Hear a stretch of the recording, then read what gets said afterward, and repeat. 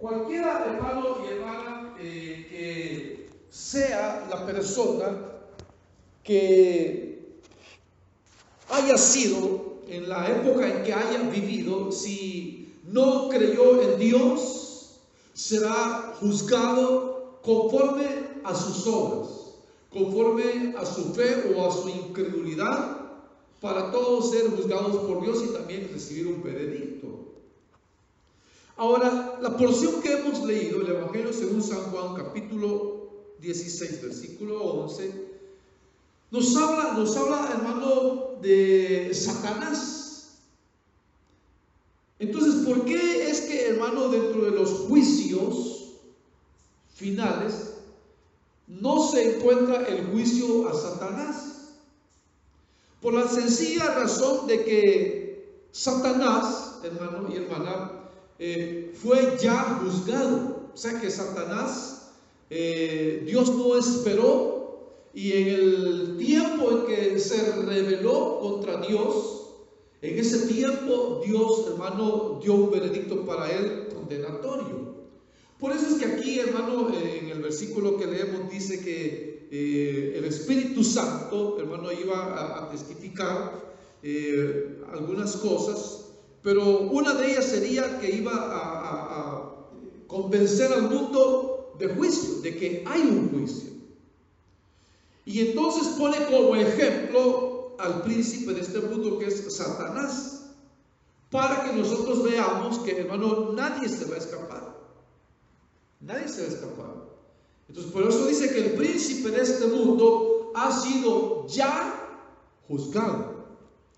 O sea que ya no habrá, hermano, una oportunidad donde a Satanás se le siente otra vez y se le pida cuentas por lo que hizo, sino que ya está juzgado.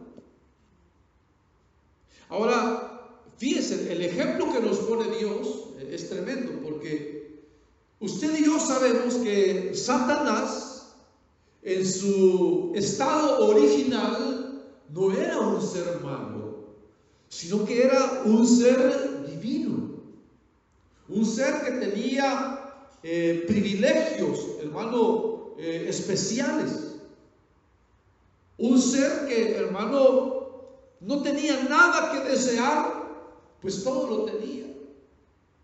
Entonces, si ese ser que era un querubín protector, era el sello de la perfección, pero que quiso, hermano, ser igual a Dios o destronar a Dios, Dios lo castigó. Queda como ejemplo, hermano, que para Dios, hermano, no hay ningún ser creado, por bueno que haya sido y que después se haya vuelto al mal, que vaya a quedar sin castigo. Ahora vamos a leer, vamos a ir a Ezequiel capítulo 28, ya lo hemos leído este capítulo, pero lo vamos a leer para que veamos, hermano, cómo era este ser divino, que tenía un nombre de estrella, bueno, Lucero era su nombre.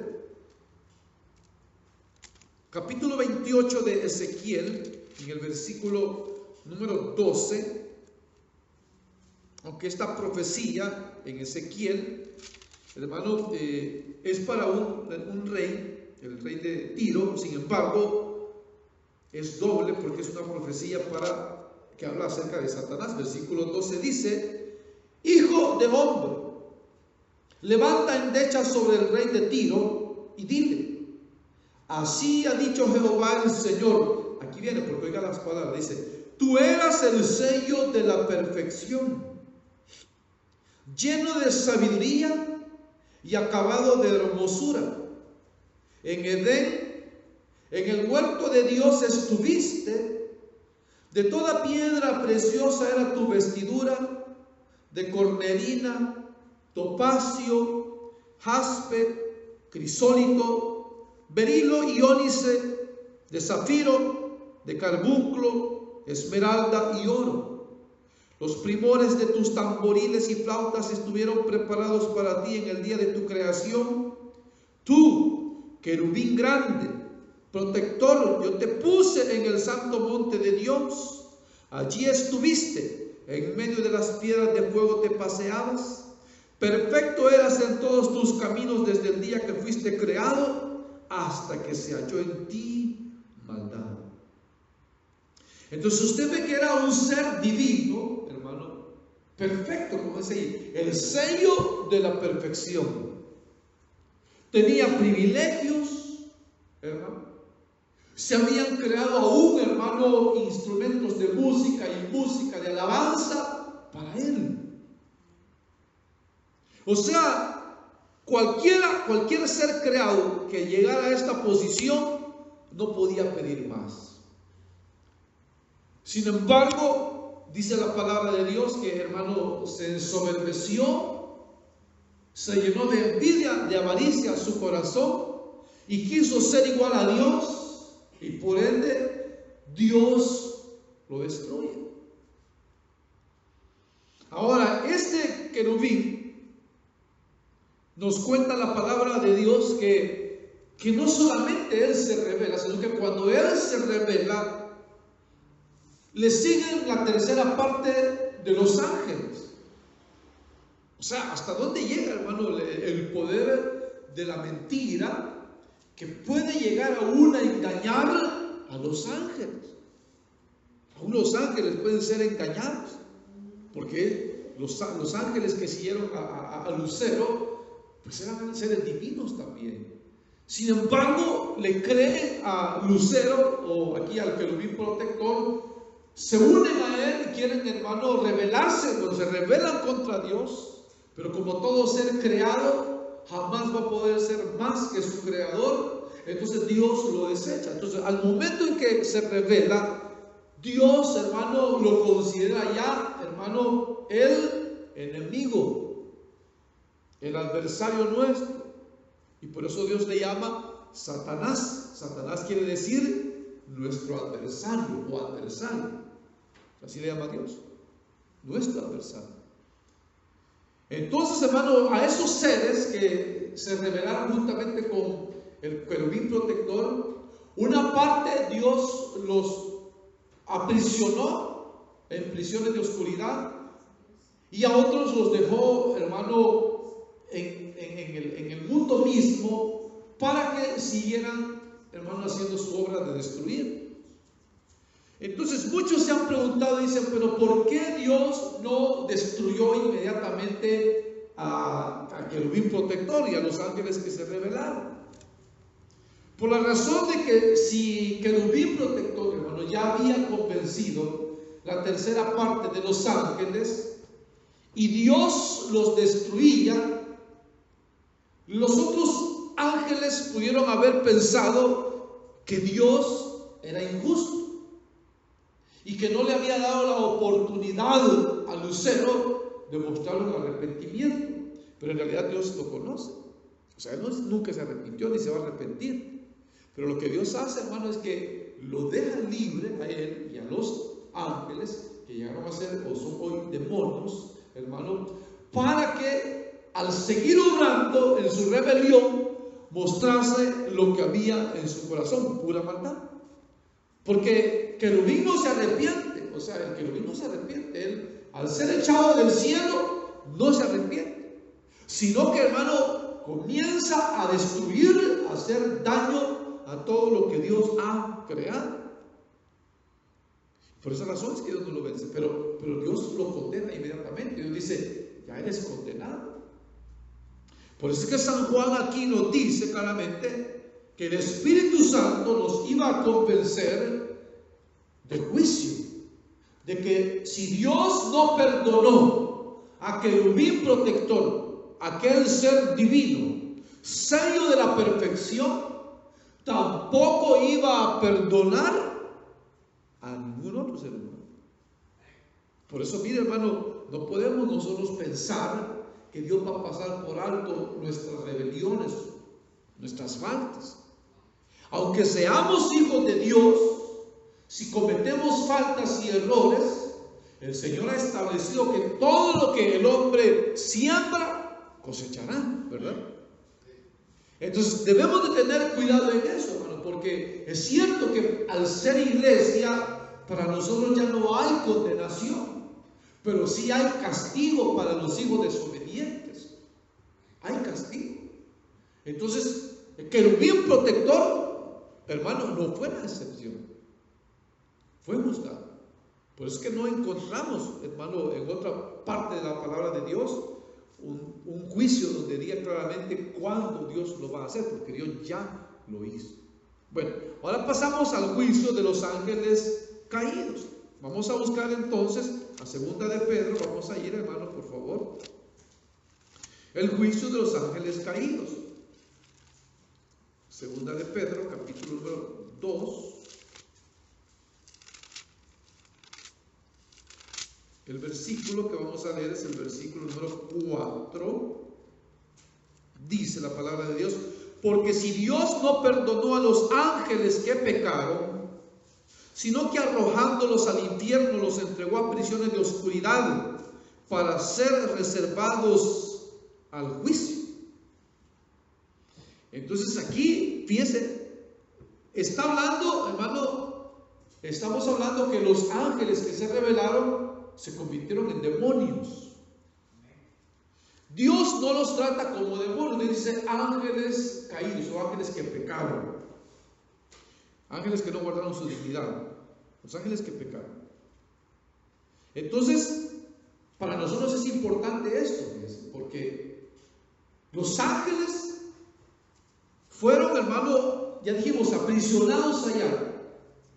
Pero aquí hay un dato interesante, porque dice que los arrojó al infierno. Dice, los entregó a prisiones de oscuridad. Entonces fíjense que ahí hay dos palabras. Está la palabra infierno y la palabra prisiones de oscuridad. Entonces aquí, hermano, es importante aclararlo, ya lo hemos dicho, que el infierno, hermano, si existe ya, nadie ha ido. Los primeros seres que van al infierno son el anticristo y el falso profeta. ¿Por qué decimos eso? Porque, hermano, realmente la palabra de Dios, pues, bueno, cuando se traduce la Biblia del griego al español, hermano, fue realmente una labor titánica, hermano, maravillosa, la que Casiodoro de Reina y Cipriano de Valera hicieron, estos hombres españoles. Maravillosa la obra, porque ellos, cuando hicieron la traducción del griego al español, tenían tan pocos manuscritos, hermano, a su disposición de los originales, que realmente, hermano, fue casi una obra perfecta. Sin embargo, cuando ellos traducen, por ejemplo, hay tres palabras: el Hades, el abismo o tártaro en griego, y el infierno o Gehenna, que son tres palabras: el Hades, el tártaro y el Gehenna. Esas tres palabras o los tres lugares, Casiodoro de Reina y Cipriano de Valera tradujeron infierno, las tres palabras. Entonces, cuando habla del abismo, del pozo del abismo, a donde fueron, hermano, recluidos los demonios, los ángeles caídos, ese es un lugar, hermano, aparte. El Hades, ya lo hemos explicado, es otro lugar, es el lugar a donde van todos los muertos incrédulos. El Hades, que es un lugar de tormento, pero no es el infierno, es el lugar intermedio entre la muerte y la resurrección. Y el Gehenna, ese es literalmente el infierno al cual el Señor se refiere, que es la palabra que se encuentra en los manuscritos originales, pero que, hermano, estos hombres de Dios, al traducidos, los tres los tradujeron como infierno. Ya, gracias a Dios, en la versión de 1960 ya se corrigieron, mas esta porción todavía no se ha corregido, porque aquí tendría que, en lugar de decir infierno, tendría que decir, hermano, el tártaro, arrojándolos al tártaro, al abismo, al pozo, el gran abismo. Ese es el tártaro. Porque puede haber confusión. Uno puede decir, bueno, si ya no se envió al infierno, es que porque todo el que va al infierno es que ya está juzgado para siempre. Todos. Entonces usted ve que el anticristo y el falso profeta ya fueron juzgados igual que Satanás y ya fueron lanzados. Entonces nadie puede ir al infierno antes de ser juzgado por Dios. Entonces cuando Dios, hermano, echa a Satanás o al querubín protector con los ángeles caídos, como le digo, a una parte las pone en el pozo del abismo, ya lo vamos a ver, y a otros, hermano, los deja en el mundo. Pero entonces viene aquí y dice que los guardó en prisiones de oscuridad. Ese es el lugar exacto. Prisión, no es el infierno, es prisión de oscuridad. Es exactamente el Tártaro. Luego vamos a leer otra porción, hermano, aquí mismo. Bueno, vamos a ir a Judas. Judas, el último libro de la Biblia, el versículo 6, dice: y a los ángeles que no guardaron su dignidad, sino que abandonaron su propia morada, los ha guardado bajo oscuridad en prisiones eternas para el juicio del gran día. Ahí ya está más claro, ¿verdad? Ahí dice, ahí claramente dice que los guardó, dice, en prisiones, dice, bajo oscuridad, en prisiones eternas. Ahí la palabra Jesús es la palabra Tártaro. ¿Por qué? Dice, ¿para qué los está guardando? Para el día del gran juicio.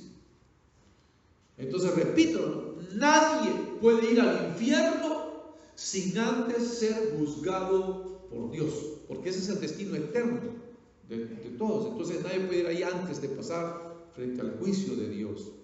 Amén. Vamos a buscar otra porción. Vamos a ir a Primera de Corintios, capítulo 6, donde hay una porción interesante, hermano, versículo 3.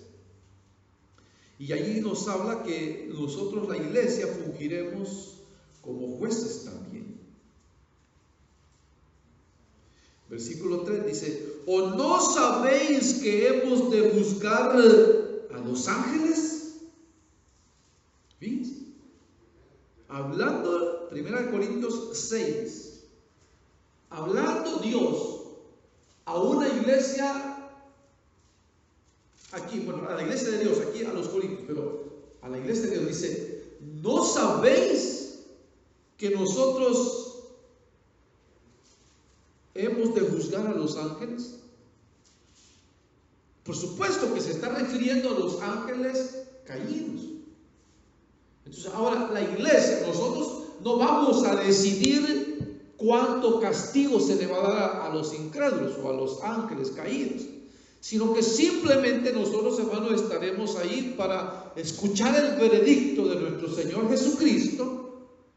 Y nosotros asentir, hermanos, nosotros decir, bueno, el Señor va a decir a tal lugar de castigo, vamos a decir amén. Pero nosotros estaremos ahí presentes, no solamente, hermano, porque Dios quiere que estemos, sino que como testimonio a los incrédulos, para que ellos vean la fidelidad de Dios, de que aquellos que creímos en Él en la tierra, ahora Dios nos está honrando, teniéndonos ahí como, hermano, jueces, testigos de su justicia divina. De su justicia divina. Entonces recuérdense que cuando ya estemos en el juicio, estos juicios, usted y yo ya vamos a estar glorificados por completo. Nosotros ya vamos a ser como los ángeles de Dios. Ya vamos a estar en el estado de perfección, porque ya fuimos al cielo, ya nos transformó el Señor. Amén. Ahora vamos a ir, hermano, al capítulo 25 de San Mateo, y ahí vamos a ver, hermano, claramente el destino final, fíjese, el destino final de los incrédulos. Capítulo 25, y leemos el versículo 41.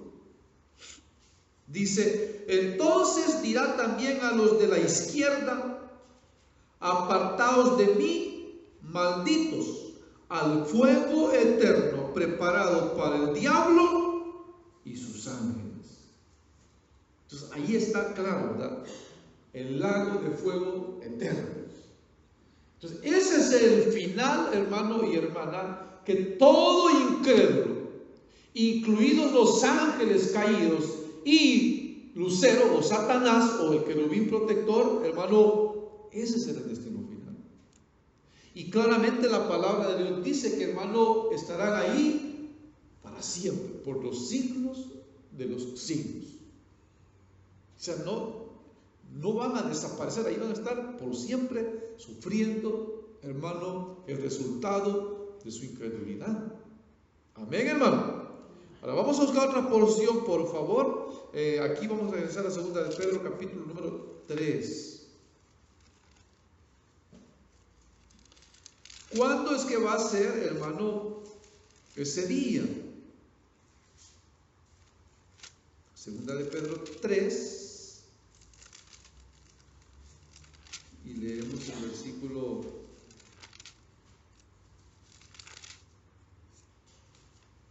10.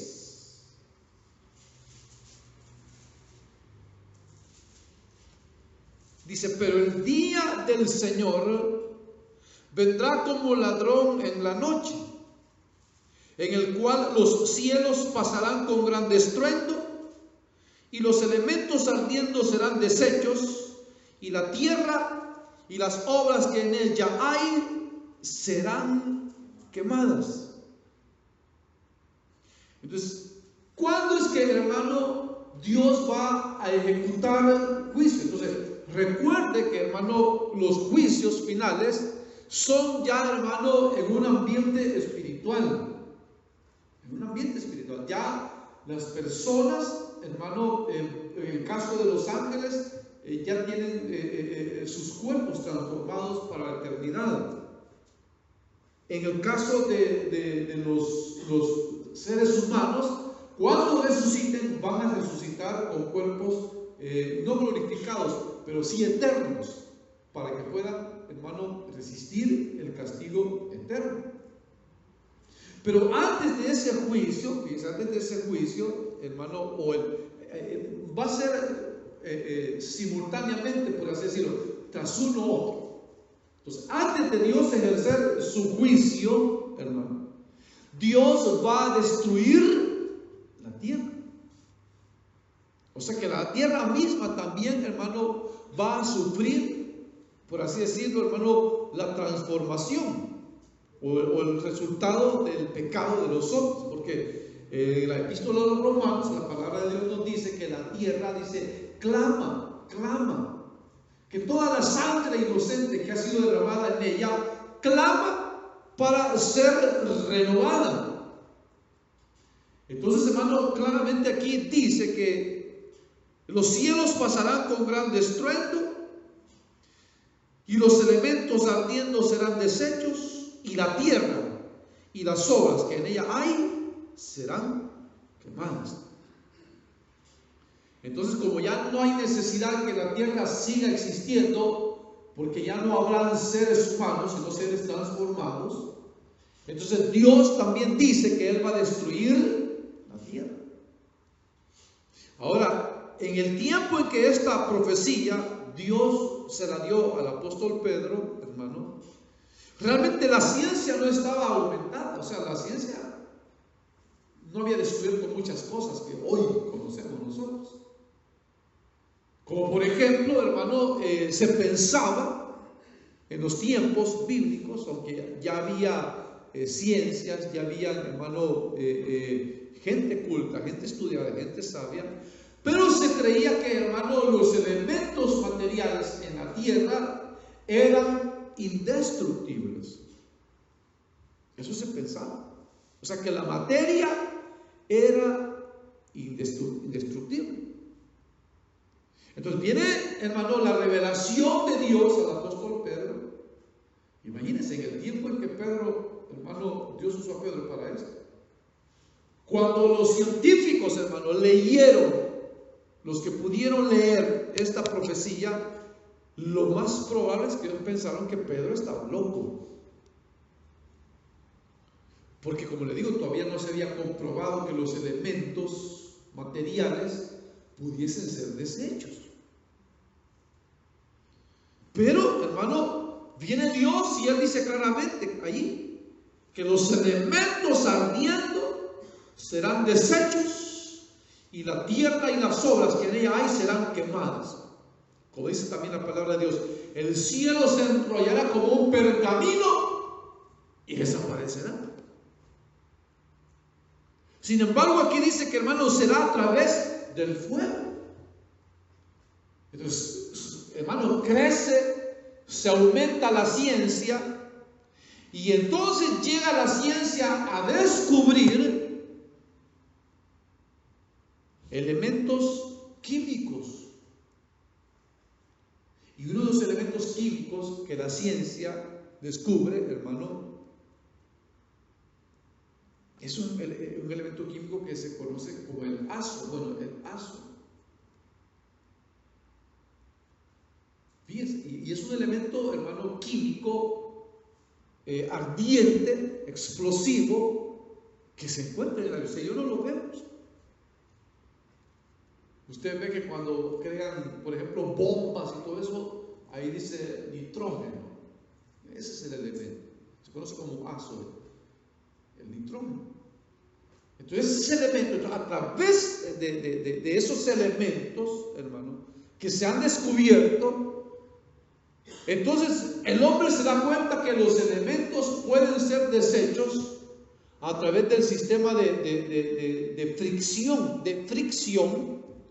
y de fusión, o sea, de hervir, de fusión, que al calentar y calentar algo, hermano, tiende a derretirse.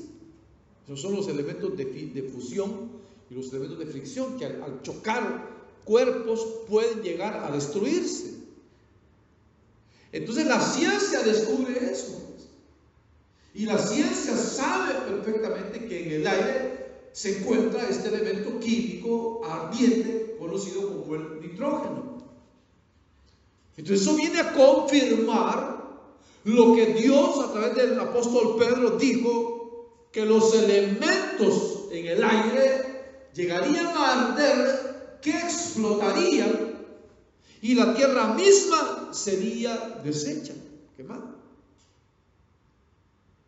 Así viene Dios y cumple su promesa, que dice que, hermano, habría de haber cielos nuevos y tierra nueva.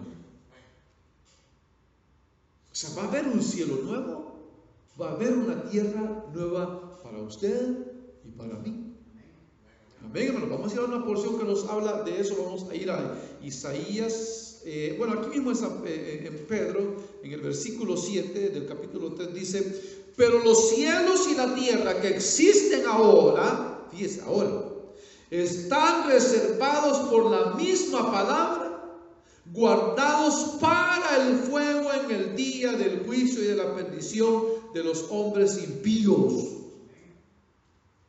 Entonces, ve que pone, hermano, al mismo nivel, dice, para el día del juicio y de la perdición de los hombres impíos. O sea, dice que están reservados los cielos de la tierra, reservados, dice, guardados para el fuego. ¿Cuándo? En el día del juicio.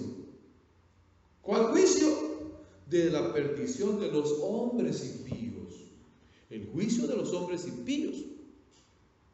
Entonces, cuando Dios celebre el juicio del gran trono blanco, ese mismo día o esa misma hora, o simultáneamente, o uno después del otro, Dios va a destruir la tierra. Ahí dice claramente, ¿verdad? Los cielos y la tierra que existen ahora están reservados por la misma palabra, guardados para el fuego. ¿Cuándo? En el día del juicio. ¿Cuál juicio? De los hombres impíos. Entonces Dios dice, bueno, se acaba el ser humano, se acaba la tierra. Entonces el mismo día. Ahora vamos a ir, hay profecías, porque hay profecías de eso. Vamos a ir pero aquí estamos, vamos a Apocalipsis 20, por favor. Apocalipsis 20. Versículo 11 dice: y vi un gran trono blanco y al que estaba sentado en él, de delante del cual huyeron la tierra y el cielo, y ningún lugar se encontró para ellos. ¿Qué dice que vio? El cielo y la tierra. Huyeron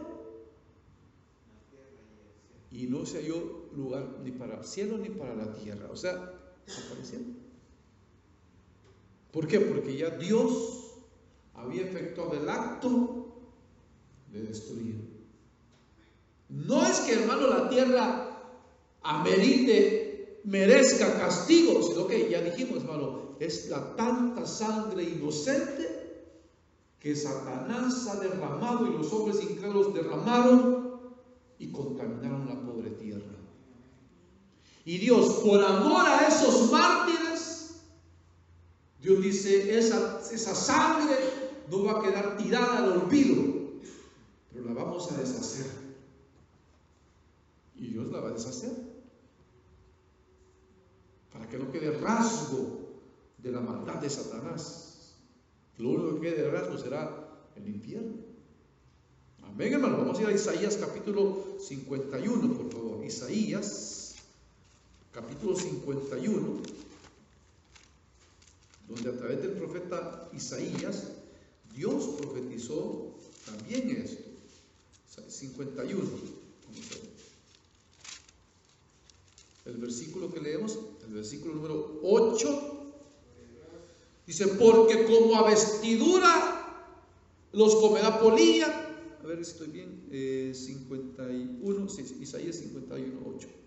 Porque como a vestidura los comerá polilla, como a lana los comerá gusano, pero mi justicia permanecerá perpetuamente y mi salvación por los siglos de los siglos. Ahora la porción más interesante, 65 de Isaías, capítulo 65, y si nos habla más claramente, versículo 17. Dice: porque he aquí que yo crearé nuevos cielos y nueva tierra, y de lo primero no habrá memoria, ni más vendrá al pensamiento. ¿Ya ven? Se va a borrar la memoria, hermano. De tan glorioso que será el lugar donde usted y yo vayamos a vivir, que no nos vamos a acordar de esta tierra. Porque no valdrá la pena, hermano. No valdrá la pena recordar, hermano, las maldades de Satanás. Entonces por eso Dios dice: voy a crear cielos nuevos, tierra nueva, y de lo que hoy es, de lo primero, ni memoria habrá. No habrá ni siquiera una placa que diga: entre el año no sé cuánto y no sé cuánto existió un planeta llamado Tierra, donde moraron unos seres llamados terrícolas, donde hubo un ser querubín que se rebeló contra Dios y que Dios no va a haber nada de eso, hermano. No va a haber memoria de nada de eso. Solo habrá, hermano, gloria, gloria y gloria en la eternidad.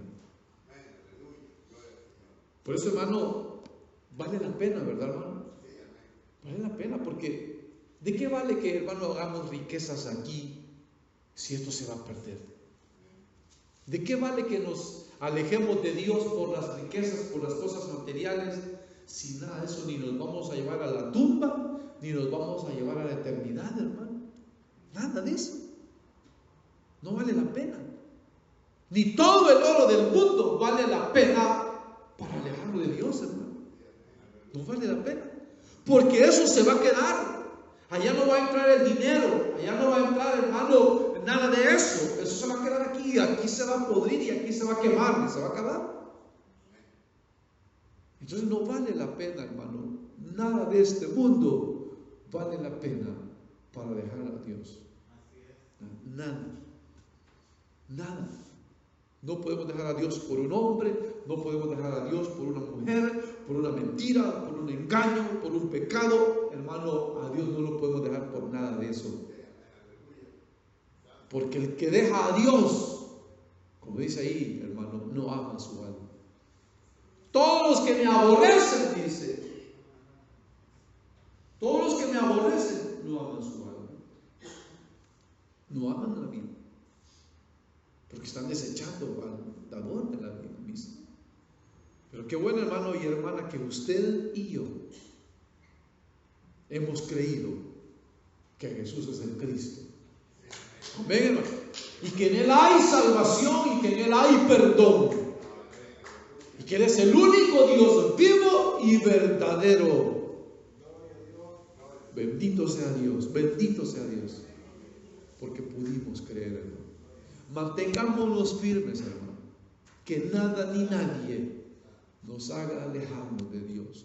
Nada ni nadie nos haga alejarnos de Dios. Porque todo se pasa, todo se acaba, todo se acaba.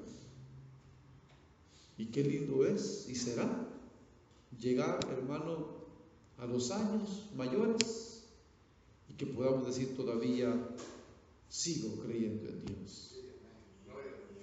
Seguimos esperando en Dios. Qué lindo será cuando veamos nuestra fe recompensada con esas glorias venideras. Amén, hermano.